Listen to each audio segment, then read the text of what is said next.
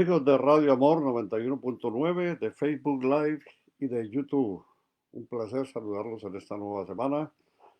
Vamos al grano, vamos a hablar hoy sobre cómo es que confesar quién es Dios y sentirlo en el corazón es honrar el sacrificio de Jesús.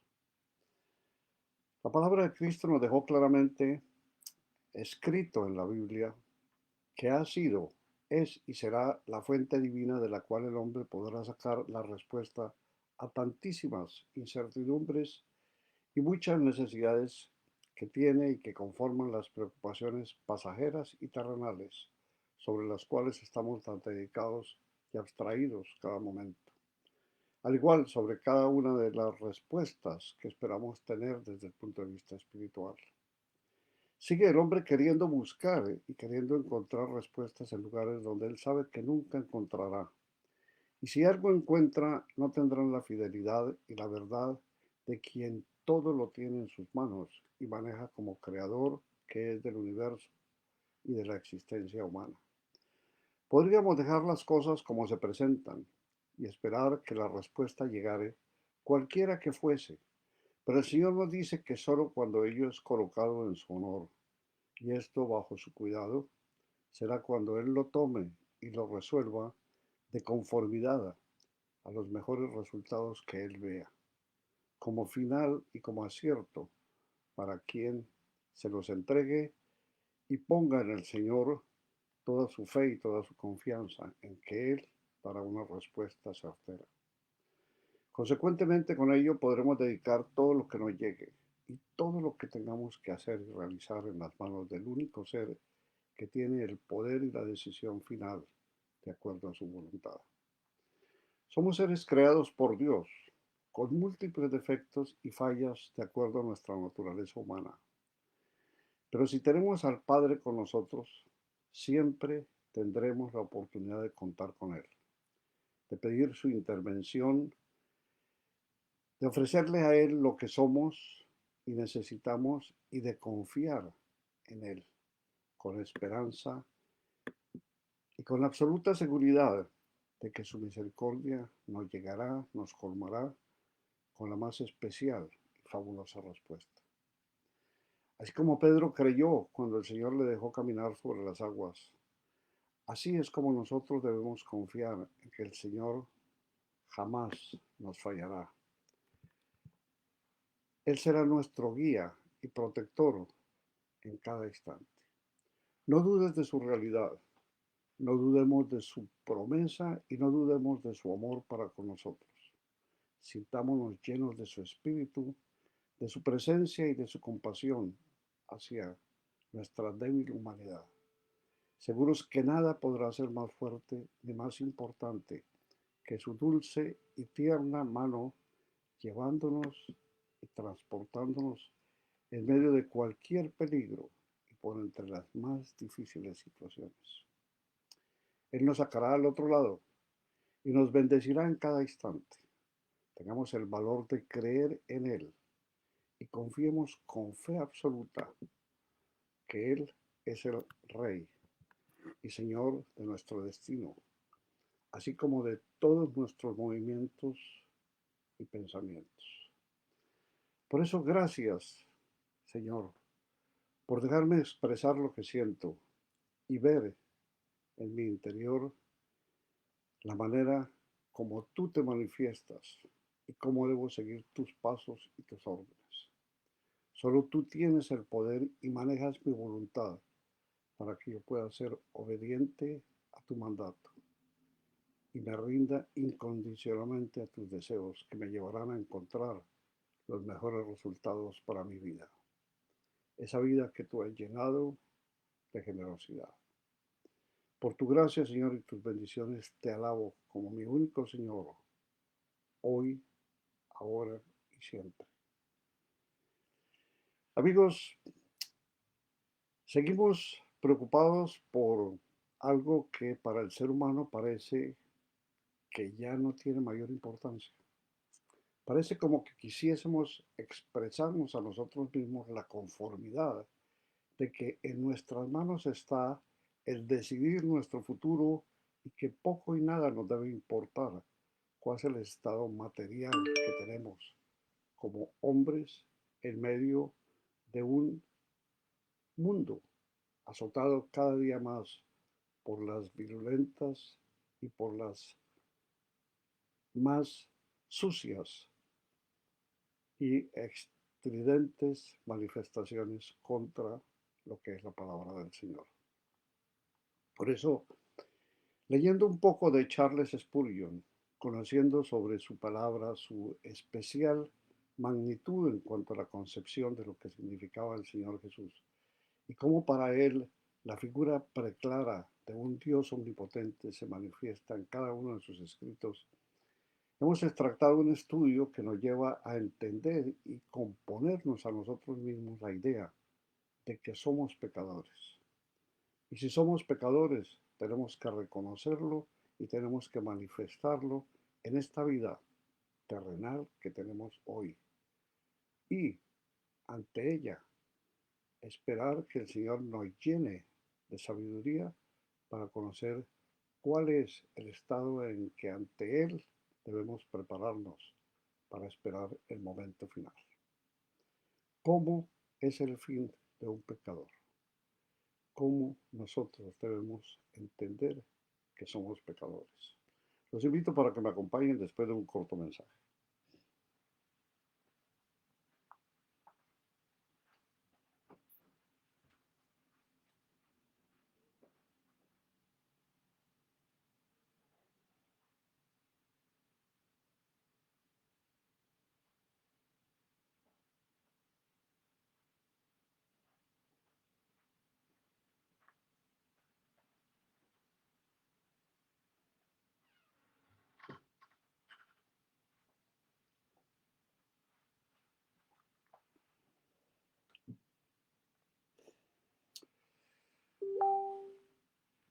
Siempre sentimos la necesidad de llenar nuestro corazón de algo, algo que parece que no existiese y de lo cual parece que no nos interesara mucho llevar a cabo con decisión y con fortaleza el resultado de lo que nos nace en el corazón. Es por ello que entendamos que la carencia de entendimiento ha destruido a muchos. El sombrío abismo de la ignorancia ha engullido a miles. Y allí donde la falta de entendimiento ha sido insuficiente para matar, ha sido capaz de lesionar gravemente. La carencia de entendimiento respecto a la verdad doctrinal, a los tratos providenciales o a la experiencia interior ha provocado con frecuencia una vasta cuantía de perplejidad y de aflicción en el pueblo de Dios, gran parte de los cuales podría haberse evitado si hubiese sido más cuidadoso para considerar y entender los caminos del Señor. Por eso, hermanos míos, si nuestra visión es débil y nuestros corazones son olvidadizos en cuanto a las cosas eternas, nuestra mente se verá vejada y atormentada, tal como se vio David cuando no podía entender el fin del pecador, pues ciertamente es un gran misterio la razón ordinaria, el ver que los impíos prosperan y se sacían, y nosotros que hemos de tener un claro entendimiento en relación a la muerte, al juicio o a la condenación del engreído pecador, pues entonces nuestras preocupaciones y sospechas son suprimidas de inmediato y la petulancia da lugar a la gratitud. Vean al buey al tiempo que desfila por las calles, cubierto de guirnaldas. ¿Quién envidiaría su suerte si recordara el hacha y el altar que le esperan? El niño pudiera ver solo las flores, pero ningún ornamento pueril podría ocultar del hombre de entendimiento la miseria de la víctima. El mejor lugar para recibir la instrucción de la sabiduría celestial es el santuario de Dios. Mientras David no había subido allí, estaba sumido en medio de brumas, pero cuando atravesó sus santos portales se encontró en la cima de un monte. A las nubes flotaban muy por debajo de sus pies. Seguramente que la pregunta que pudiera haber existido desde el antiguo santuario que consiguió iluminar a David respecto al fin de los inicuos. Pudiera ser, hermanos, que cuando se puso delante de Dios en oración, su espíritu tuvo tal comunión con el Dios invisible que su mirada penetró en las cosas invisibles y vio como en la clara visión la ruina definitiva de las personas carentes de gracia. O pudiera tal vez ser que los himnos sagrados de la congregación de Israel profetizaran la derrota de los enemigos de Jehová y conmovieran el alma del rey. Tal vez en aquel santo día los sacerdotes leyeran en las escasas páginas de la obra hasta entonces escrita alguna antigua historia como las que habían reconfortado al salmista en los tiempos más dichosos. Pudo haber sido que repasaran a oídos del pueblo los años anteriores al diluvio y la muerte universal que arrastró a un mundo de pecadores a sus prisiones eternas con un diluvio de ira. O pudo ser que leyeran acerca de Sodoma y de Gomorra y la lluvia de fuego que consumió completamente las ciudades de la llanura. No es imposible que el tema de la meditación transportara al devoto monarca de regreso a las plagas de Egipto y al día de la venganza del Señor, cuando derrotó al altivo faraón y a sus huestes en medio del Mar Rojo. El libro de las guerras del Señor está lleno de notables registros y todas revelan de manera sumamente clara que la diestra del Señor ha quebrantado tarde o temprano a todos sus enemigos. Posiblemente cuando David entró en el santuario de Dios, leyeron la ley a oídos suyos. Oyó las bendiciones para la obediencia y las maldiciones para la rebelión. Y mientras escuchaba los estruendos anatemas de la ley, que no maldice en vano a nadie, pudiera ser que dijera, ahora yo entiendo su fin. Claramente un debido entendimiento de la ley de Dios y de la justicia, que mantiene su dignidad, eliminará todos los temores concernientes al escape final de los impíos. Esta ley y ese juez no permiten la más mínima sospecha de que el pecado prosperará siempre. Es más, entendamos que David no podía subir al santuario sin presenciar un sacrificio. Y al ver que el cuchillo se alzaba y se hundía en el cuello de la víctima, y al recordar que él mismo era preservado de la destrucción por los sufrimientos de un sustituto representado por aquel cordero, pudo haber aprendido que los impíos, no teniendo un sacrificio como ese en el cual confiar, tienen que ser conducidos como ovejas al matadero. Y así como el buey es derribado por el hacha, así tienen que ser completamente asolados. Por alguno de estos medios, ya sea por presenciar el sacrificio o por sus propias meditaciones, o por cualquier palabra leída o cualquier explicación dada por los profetas o por los sacerdotes en el santuario, fue que en su propia casa, en la casa de Dios, entendió David el fin de los malvados. Yo confío en que si carecieran de entendimiento en cualquiera de los asuntos espirituales, muchos subirán a la casa del Señor a inquirir en su templo. La palabra de Dios es para nosotros como el Urim y el Turim del sumo sacerdote. La oración pide consejo en la mano del Señor y a menudo el labio del ministro es el oráculo de Dios para nuestros corazones.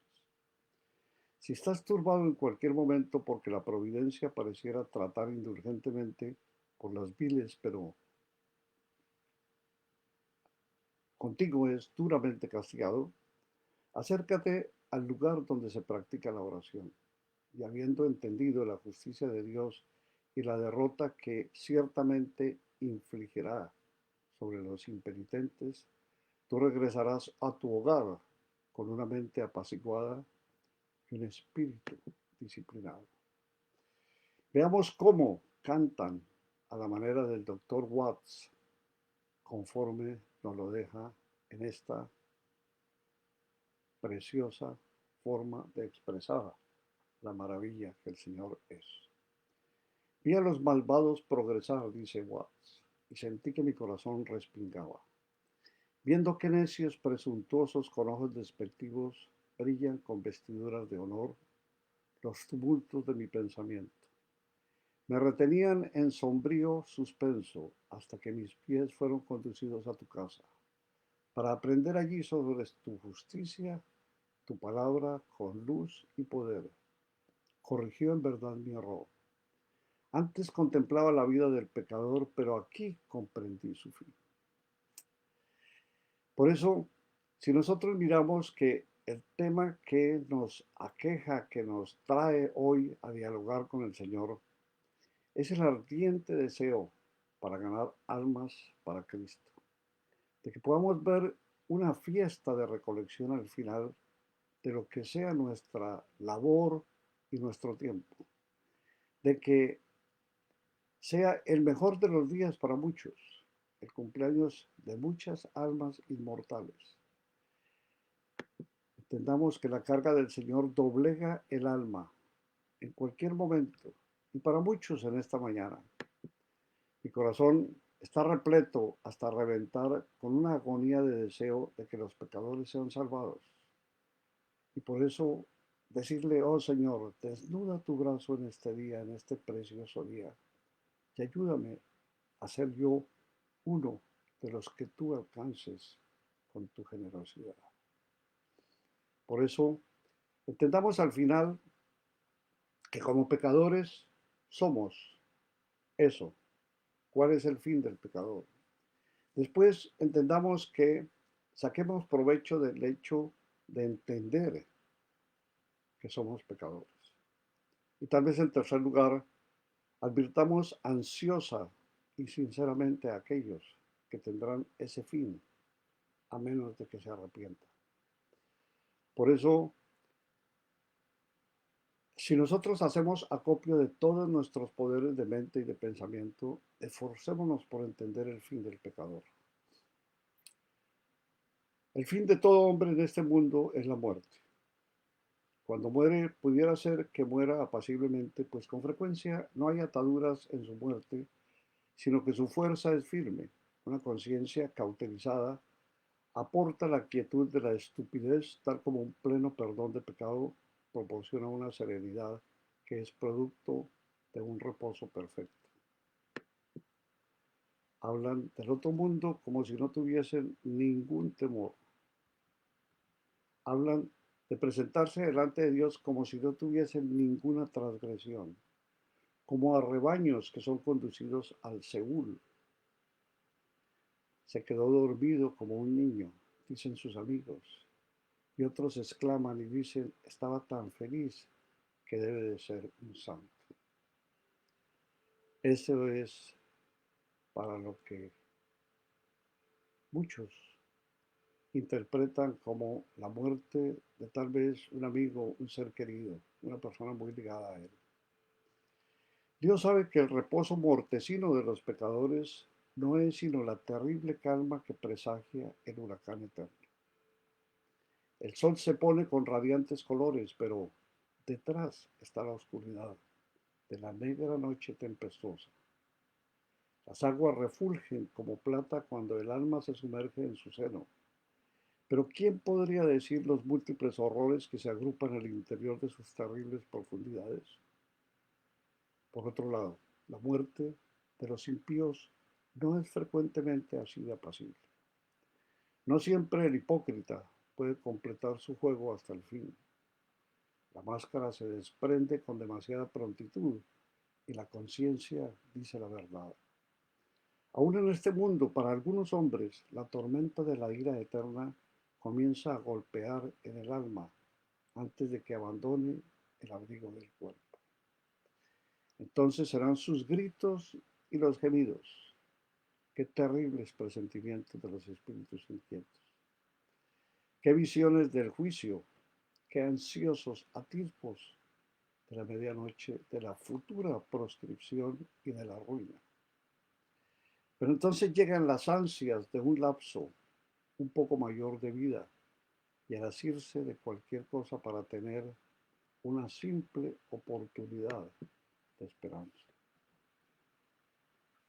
Eso es lo que nos lleva a entender cómo para muchos el hecho de estar postrados ante lo que es el momento final repercute en lo que es la visión de creer que al descansar de esta vida terrenal, todas las cosas pasaron ya y no hay absolutamente nada de qué preocuparnos. Por eso, si nosotros entendemos que el hecho de entrar a participar en lo que es el momento final depende única y exclusivamente de lo que el Señor tiene para nosotros. Para muchos, la gloria eterna, para otros, la condenación eterna. ¿Qué es lo que el Señor nos muestra y qué es lo que Él nos dice que debemos entender y cómo debemos entender? ¿Cómo debemos acercarnos en ese pequeño lapso de existencia que existe entre la vida y la muerte a un cambio total de situación, en donde pasamos de ser ejecutores de nuestras propias faenas, de nuestros propios juicios, de nuestras propias acciones, a enfrentarnos a la ley eterna de un creador que habiéndonos dejado leyes inconmensurablemente perfectas, han pasado por un lado encima de nosotros y no nos hemos dado cuenta o no nos hemos querido dar cuenta de que de su cumplimiento depende de que lleguemos a ese momento final para recibir lo que el Señor tiene determinado desde hace siglos de siglos. La omnipresencia divina permite, y eso no es en ningún momento señalamiento para que Dios es injusto, porque sabiendo que si nos vamos a condenar, Él podría habernos permitido no ser condenados. Nosotros tenemos esa posibilidad hoy, antes de llegar al final. Y si no lo hacemos, clamando al Señor, reconviviendo nuestras acciones, dejando entender que hemos pecado y reconociendo que somos pecadores, entonces no podemos mañana quejarnos ni señalar que el culpable de ello es nuestro Creador. Qué ansiosos atisbos de la medianoche, de la futura proscripción y de la ruina. Llegan las ansias de un lapso un poco mayor de vida y el asirse de cualquier cosa para tener una simple oportunidad de esperanza. Ese momento crítico, medido en fracciones de segundos, es en el cual debemos comenzar a meditar, porque no tendremos ninguna otra oportunidad. Hoy la tenemos toda. Un día precioso, sol, una temperatura fascinante, no hay humedad, radiante está el sol iluminando. Pero tal y como lo dice estas palabras, detrás del sol está las tinieblas y la oscuridad. Que sus oídos no tengan que ir a escuchar el terrible grito del espíritu cuando siente que ha sido sujetado por la mano invisible y que es arrastrado en su descenso hacia su segura ruina. Yo preferiría estar encerrado en una prisión durante meses y años antes de estar junto a algunos lechos mortuorios, tales como los que me ha tocado presenciar. Entendamos que la revelación santa nos permite que podamos captar que esos lechos mortuorios han escrito su memorial en los corazones de quien arrepentidos buscamos que el Señor nos permita ver con sabiduría cuál es el siguiente paso que debemos dar. Y no importa qué tan jóvenes o adultos o ancianos seamos, las cicatrices de las heridas que me provocaron están ahí todavía, como pecador. Los semblantes de algunos seres humanos, cual espejos, reflejan las llamas del infierno mientras viven aún. ¿Por qué? porque seguimos estando atados al terrible mal del pecado. Sin embargo, todo esto es de secundaria importancia comparado con lo que sigue a la muerte.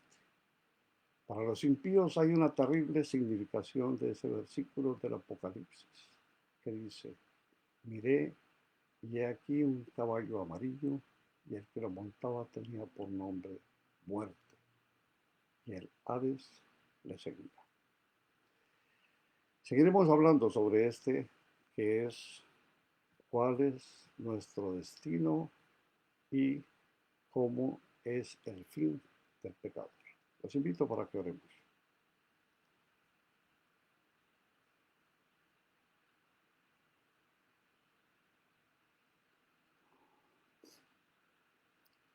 Padre eterno, Dios santo y verdadero, te damos muchísimas gracias en este día, Señor, porque abre nuestros corazones para que podamos empezar a entender cuál es ese final horrible de la muerte y lo que puede ser el resplandor de un amanecer mañana a tu lado.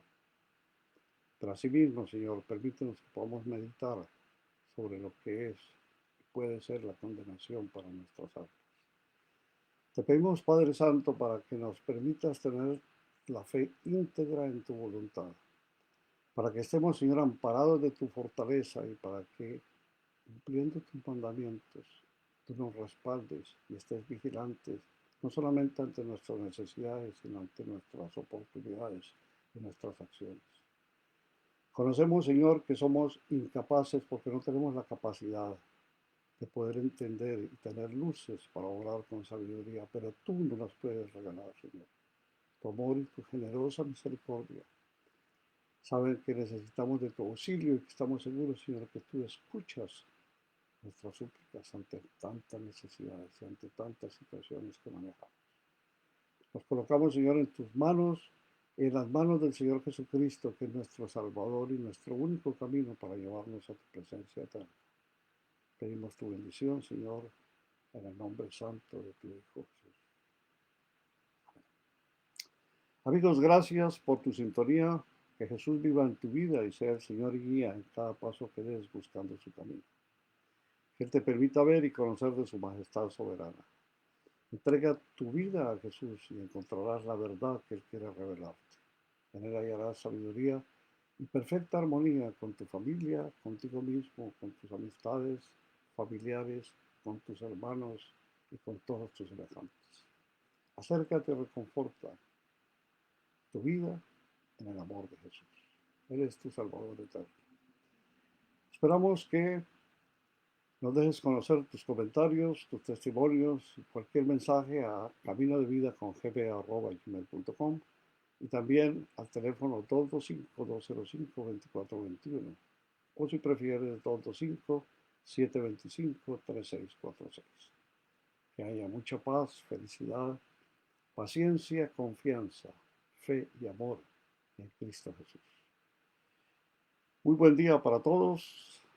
Muchas gracias. El Señor Jesús los bendiga.